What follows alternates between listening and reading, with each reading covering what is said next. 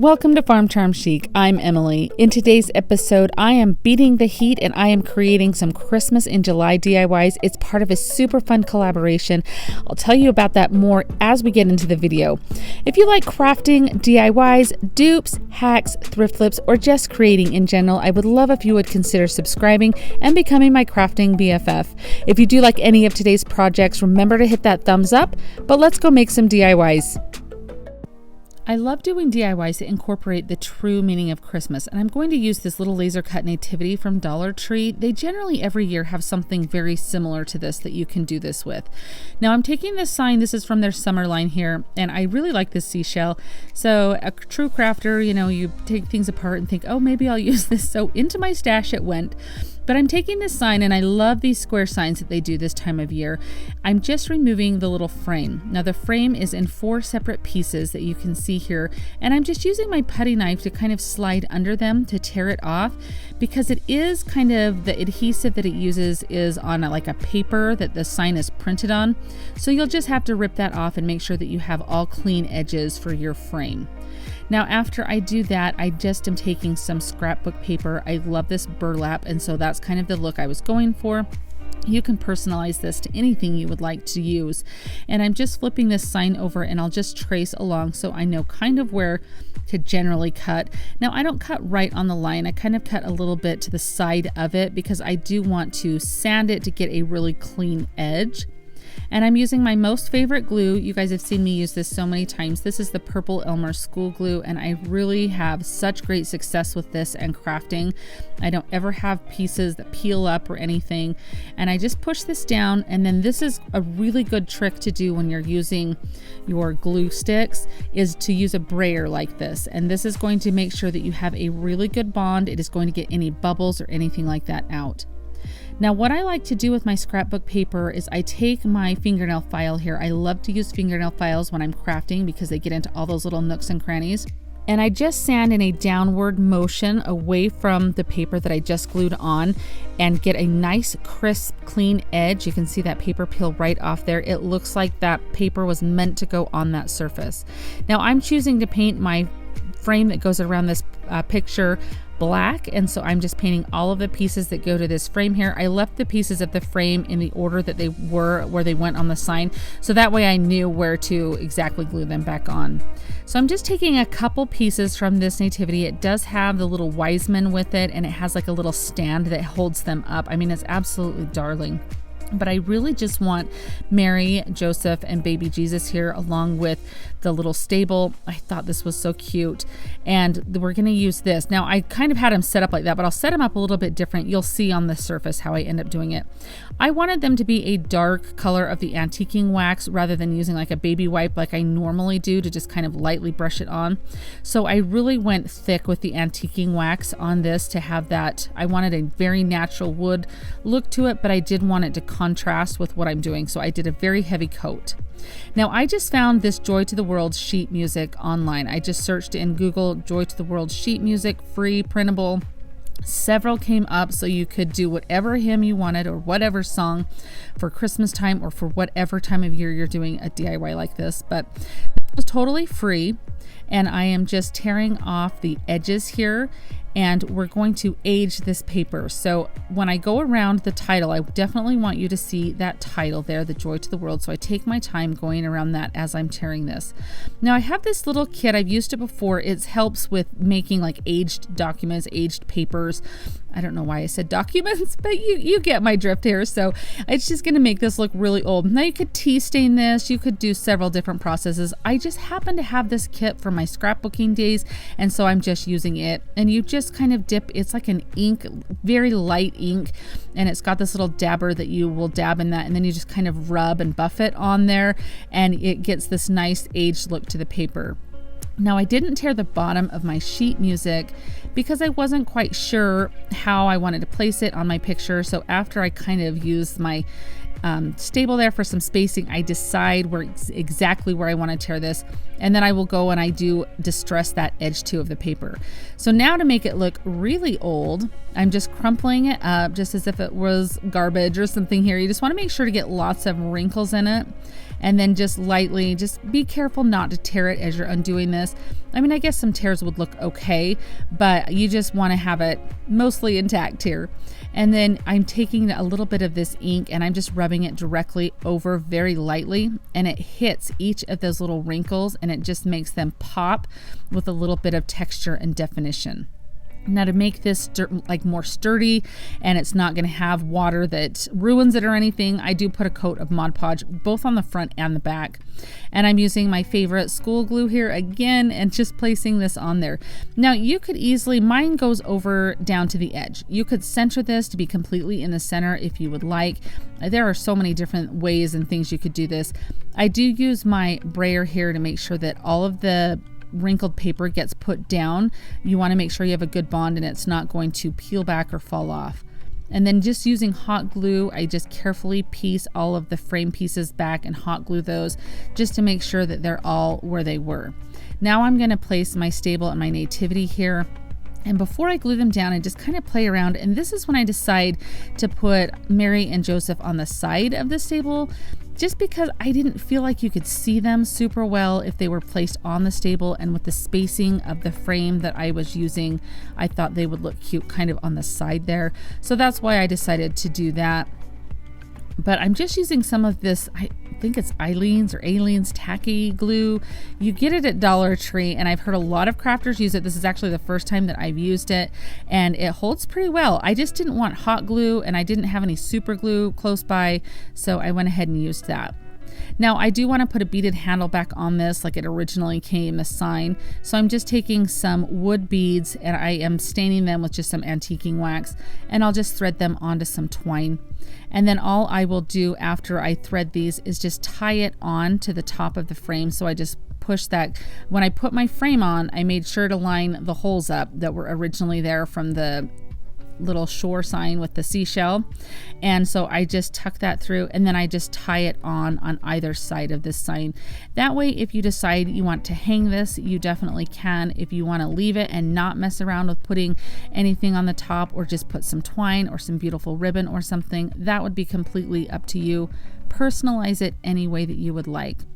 I just love incorporating the true meaning of Christmas into the Christmas DIYs, and I thought that I would definitely take an opportunity right now to do that. I love the simplicity of this. I love this Christmas hymn. I love the rustic way that this looks, and it's going to be absolutely beautiful in my home for Christmas.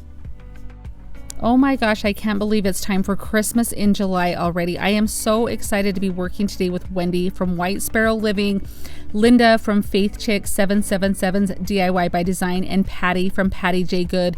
If you guys don't know these ladies, they are some of the most talented ladies on YouTube. I feel they are so wonderful, and you guys are going to love all of their DIYs. Linked down in my description box is going to be a playlist link. All you have to do is click on that and see what other treasures these ladies have made for you today. We're all doing Christmas in July DIYs, and it has been so much fun getting into that Christmas spirit, even though it's July, to make these DIYs. If you are new or are coming from the playlist, welcome. I am so happy that you're here. I would love if you would consider subscribing, but let's get right back into those DIYs. This is a true trash to treasure. Now, I love Stephen's hot chocolate, and I have this tin that was in my Christmas decor DIY box when I pulled this out to do this video, and I was like, let's do something with this. I've done a couple with little tins like this before, and you guys have really loved them because it is something that most people have. I mean, you could even just use a tin can to do this DIY. You could even use a little planter bucket from Dollar Tree. So I'm just giving it a really good coat of white paint. Now, if you're using like a hot chocolate tin like this, the label peeled off, revealing this background here. And that's what I did because I didn't want that label to bubble up. And once the paint would have hit that, that's exactly what it would have done. So if you have a label on your surface, just try and peel that off if you can. After I gave this a couple good coats of white paint, I've decided to do some stripes on here. You guys know how much I love doing stripes on my DIYs. And so I just am putting 3 different stripes on here. So I'll have 3 white stripes. And then I originally was going to do red and white. I was thinking, oh, like a candy cane for Christmas time. However, when I went to go pick up my red, I saw this green. This is the Sage color by Folk Art chalk paint. And I saw this color and thought, this actually would be really cute and something more different, because you do see a lot of red and white for Christmas DIYs, and so I thought this green and white would be really cute. And also the green and white would be really good for year round, so you could change this out if you decided to keep this, to change the floral arrangement out. For spring would be really cute, some spring florals in here. Anyhow, I give a couple really good coats of the green paint, making sure it dries thoroughly in between each coat. And then you guys know how I absolutely love to distress everything, especially when I do stripes on things. There is just something to me about sanding these down and wearing them a little bit to give them that worn, aged look. I love pieces that look like they have a history, they could tell stories, and that's exactly what I do with this. I just take my fingernail file and I file it really good to give a really good worn look. I don't go too overboard, but enough that it definitely looks a little bit worn. Now, I have yet to find a decent way to show you guys a good angle of me doing floral arranging, so if this is kind of not the best angle, I apologize. But I want you guys to know that all I did was just take some leftover florals that I had from last year's Christmas DIYs to make this, and I just kind of haphazardly stuck things in. I mean, I tried to make it look nice, and I tried to make it be as symmetrical as I could and have it be very pleasing to the eye. I am not a professional florist at all, so again, it's just what feels good to me, but in the end I think it ends up turning out beautifully, and I'm excited to have this tin. Again, it's something that I could use year round, but where it's that green and that white, and I feel like using the red berries, it really does just pop and give a very wintry Christmas look. Do you guys like how this one turned out?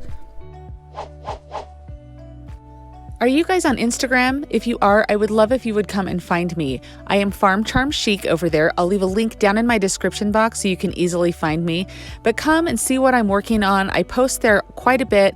I like to show you things that I'm working on, or when I have videos ready. It's just another place to stay in touch. So if you do come find me, remember to send me a DM and say hi, because I do love meeting new friends.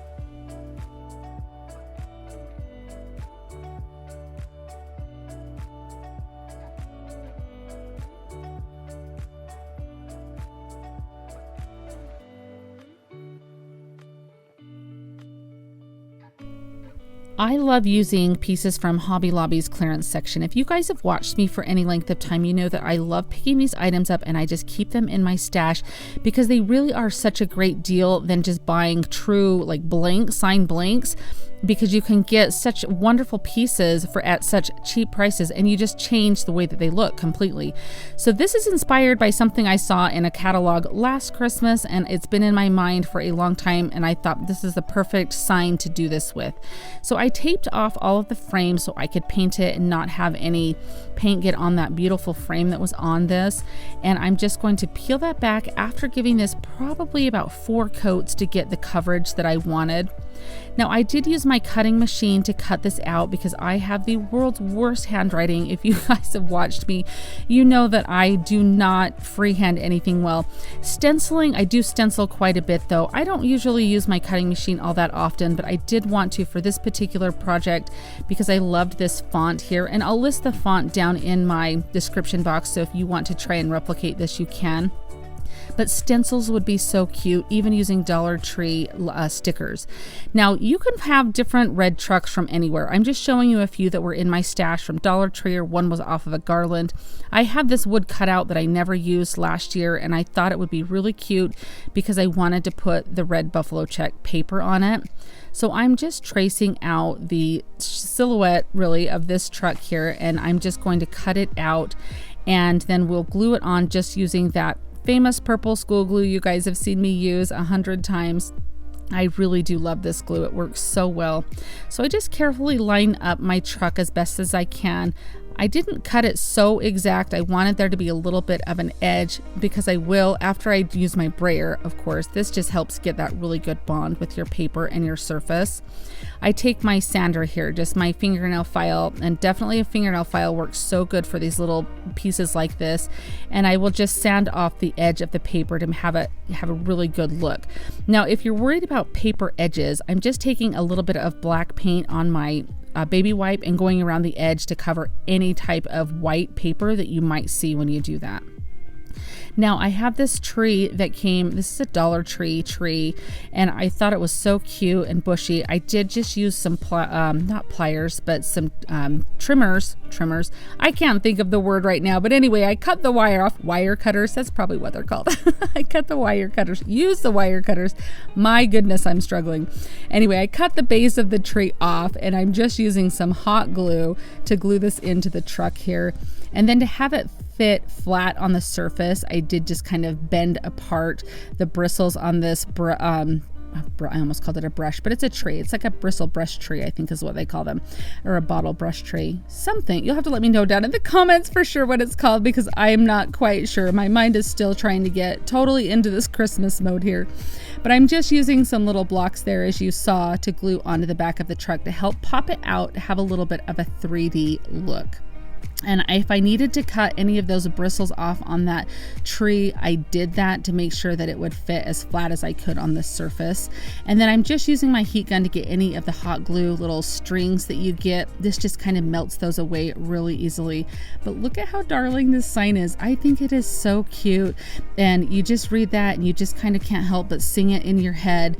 And I just think that little plaid truck looks darling on here. What do you guys think of this piece? Do you like it?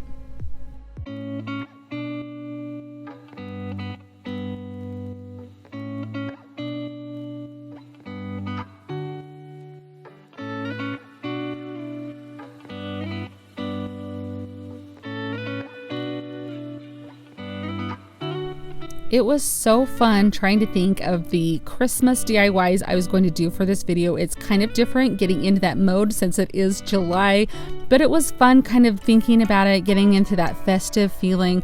And I really do love how each of these turned out. It was so fun making the nativity piece, and these other pieces turned out beautifully as well. It was so much fun doing this collaboration. So I want you guys to check out that playlist link down in my description box. Thank you so much, Wendy, Linda, and Patty, for doing this collaboration. It was so much fun, albeit maybe a little difficult to get into that Christmas way of thinking, but it was fun once I fully embraced it and got making my DIYs. You guys, thank you so much for watching today. I'll see you next time. Happy crafting! If you liked the video that you just saw and you want to keep crafting together, here's another video that you might enjoy. And as always, remember to like and subscribe. Thanks so much for watching. I'll see you next time.